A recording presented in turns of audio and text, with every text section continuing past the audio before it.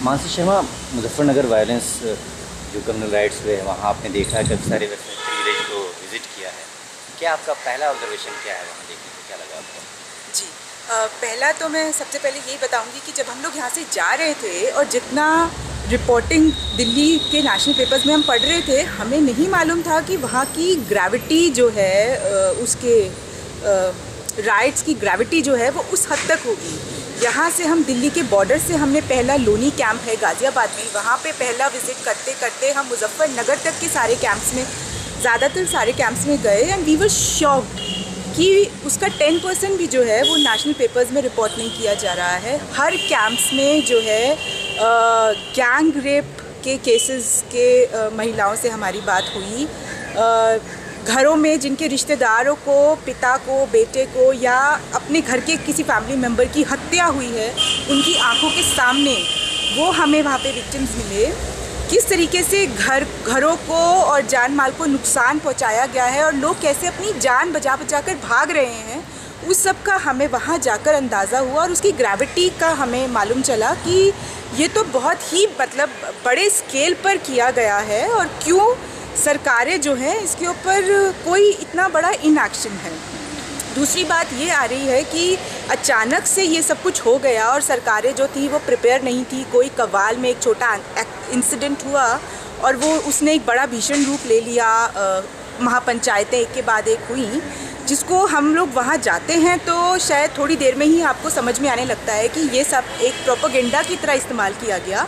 वो कव्वाल इंसिडेंट को भी तोड़ मरोड़ कर पूरा का पूरा पेश किया गया और उसके बाद भी पंचायत और महापंचायतें जिस तरीके से बुलाई गई, उनमें जिस तरीके से भड़काऊ भाषण दिए गए, वहाँ पर सारे के सारे वहाँ के बड़े नेता, भाजपा के और जो ग्राम प्रधानों के जो नेता थे वहाँ पे मौजूद थे और एकदम खुला वहाँ पे आह्वान था कि मुसलमानों को भगाओ और जिस मारो काटो भगाओ, ये हमें बताया गया। तो उसमें अगर आज ये अखिलेश सरकार ये कह रही है कि हम प्रिपेयर नहीं थे, हमें नहीं पता था कि क्या हो गया और महापंचायत में इतना मतलब हो जाएगा, इतना गर्म, उसके बाद गर्मी ले लेगा माहौल, हमें मालूम नहीं था, उसको भी हम एकदम सिरे से खारिज करते हैं। बिकॉज़ आपके पास में पूरा इंटेलिजेंस यूनिट है, आपके डीएम है, आपकी एसपी है।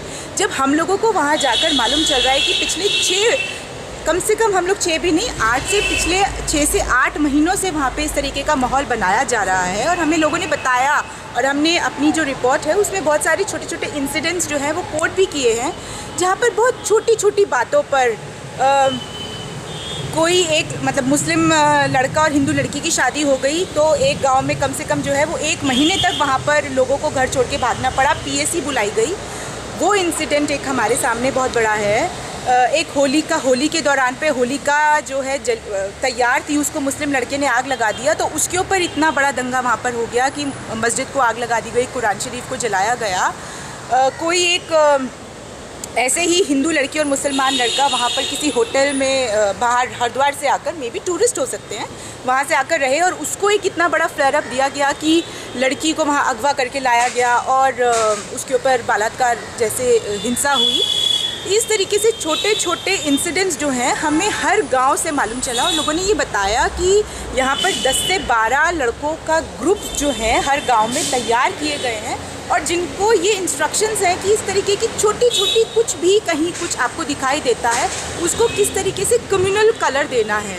एक छोटा सा सोराम विलेज की बात है, अगस्त में, ये 27 अगस्त का इंसिडेंट अगर कव्वाल को भुनाया गया है तो 21 अगस्त की बात है कि वहाँ पर 2 बच्चे स्कूल से आ रहे हैं, गाड़ी में सीट पे बैठने की एक छोटा सा एक झगड़ा है और वो एक बहुत बड़ा कम्युनल कलर ले लेता है। तो इस बात को भी हम अखिलेश सरकार की जो ये बात है इसको बिल्कुल पूरी तरीके से हम इसको खारिज करते हैं कि दे वर अनप्रिपेयर्ड, उनको कुछ मालूम नहीं था, उनकी सब कुछ आंखों के सामने था और उन्होंने उस सबको होने दिया एकदम। क्या आपको लगता है कि ये जो प्लान्ड वे में राइट्स हुए हैं मुजफ्फरनगर और वेस्टर्न यूपी के डिफरेंट पार्ट्स में, इसमें बीजेपी संघ परिवार की मिली भगत है, उनका रोल है इसमें तो हमारे मतलब हमें इस बात में तो कोई डाउट ही नहीं है।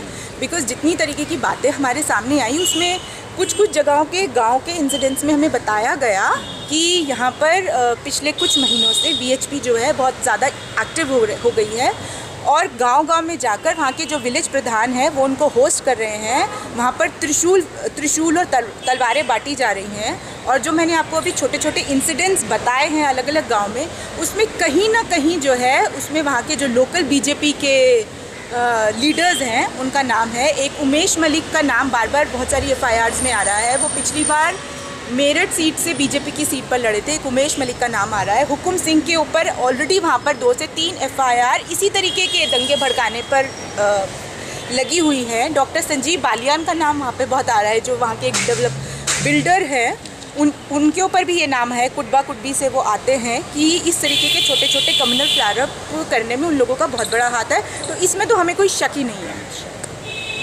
अमित शाह का क्या रोल लगता है आपको? अमित शाह को जब से यूपी का चीफ बनाया गया, क्या उसकी भी एक देखिए, मुझे ये इसके ऊपर हम लोग ये कहना चाहेंगे कि जब अमित शाह को अपॉइंट किया गया था गुजरात से सीधा यूपी, तो हम सब लोग अपने सर्कल्स में यही बात कर रहे थे कि अमित शाह का यूपी से क्या कनेक्शन है और अमित शाह को क्यों यूपी भेजा गया है। और कहीं ना कहीं हम सबके दिल में उस वक्त एक डर था कि अमित शाह के वहाँ जाने से कहीं जो है वहाँ पर उसको पोलराइज करने के लिए भेजा गया है।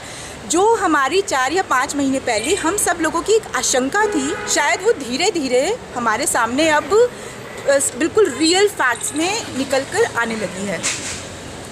डायरेक्टली जो है हम लोग को यही है कि ये हमें वहाँ पे गांव में जाके मालूम चला कि जितने भी वहाँ के छोटे बीजेपी के लीडर्स हैं, क्योंकि अब अमित शाह वहाँ के बीजेपी के प्रभारी है, तो वो उनके ऊपर पूरा का पूरा जो अब कंट्रोल है वो अमित शाह का है। और वो लोग जो वहाँ पे रिपोर्टिंग करते हैं पूरा अपने लोकल स्तर पे, वो अमित शाह को करते हैं।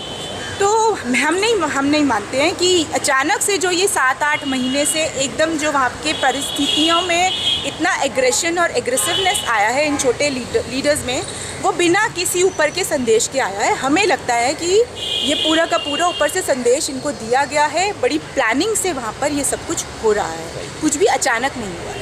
मुजफ्फरनगर एक अकेला है नहीं है जहाँ पे दंगे हुए हैं, बल्कि आप देख रहे हैं एट रेगुलर इंटरवल ये दंगे हर डिफरेंट स्टेट्स में हो रहे हैं। As a civil and human rights activist, क्या सोल्यूशन है? कैसे इन दंगों को रोका जाए? क्या सेंट्रल गवर्नमेंट भी नहीं चाहती है कि रोकें, क्योंकि कई सालों से कम्युनल वायलेंस बिल पड़ा हुआ है, उसको वो पास नहीं कर पा रही? जी बिल्कुल, इसको तो हम लोग मानते ही हैं कि सेंट्रल गवर्नमेंट, देखिए जब 2004 में शायद जब UPA सरकार आई थी, तो हमें बिल्कुल एक यही लग रहा था कि एक सेक्युलर गवर्नमेंट अब पावर में है, तो चीज़ें जो हैं अब थोड़ी शांतिपूर्ण तरीके से चलेंगी। लेकिन पिछले कुछ सालों से हम देख रहे हैं कि ऐसा नहीं हो रहा है। इसीलिए सिविल राइट्स ग्रुप्स की बहुत समय से ये मांग थी कि कम्युनल वायलेंस बिल कम से कम जो है, जिसमें बहुत सारी चीज़ें एकदम ढंग से डिफाइन की गई हैं कि दंगों के वक्त में किसका क्या रोल होगा, किसकी क्या अकाउंटेबिलिटी रिस्पॉन्सिबिलिटी होगी, उसको फ़ौरन लाया जाए। लेकिन सेंट्रल गवर्नमेंट जब अपने लॉ लाना चाहती है तो ऑर्डिनेंस भी आ जाते हैं, लेकिन इस तरीके के लॉ पे उनके पास में हमेशा कोई बहाना होता है। तो बिल्कुल हम ये मानते हैं कि सेंट्रल गवर्नमेंट इसके ऊपर डबल कुछ खेल रही है। और जहाँ तक ये यहाँ पे स्थितियाँ बिगड़ने की भी बात है, हम नहीं मानते कि सरकार जो है या भारत का गृह मंत्री ये कहकर अपना पल्ला झाड़ सकता है कि नहीं ये तो स्टेट का मामला है। ये स्टेट का मामला नहीं है, आप सेंटर में बैठे हैं, आप भी बहुत सारे प्रोएक्टिव स्टेप्स ले सकते हैं। अगर आपको पता है कि किसी जगह पर हालात ख़राब या बिगड़ने वाले हैं, आप चुपचाप बैठ के तमाशा देखते नहीं रह सकते। तो आपको खुद प्रोएक्टिव स्टेप लेकर आगे जाके मेजर्स लेने होंगे कि इस तरीके की इंसिडेंट्स ना हो।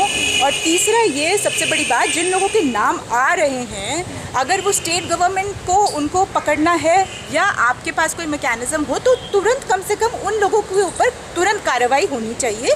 नहीं तो ये मैसेज जो आज पूरे देश में जा रहा है कि आप कुछ भी करते रहिए और आपको कोई पकड़ने वाला नहीं है, ये बहुत ही गलत मैसेज है, जो और तरफ लोगों को भी उकसाएगा और बढ़ावा देगा कि we can get away with anything.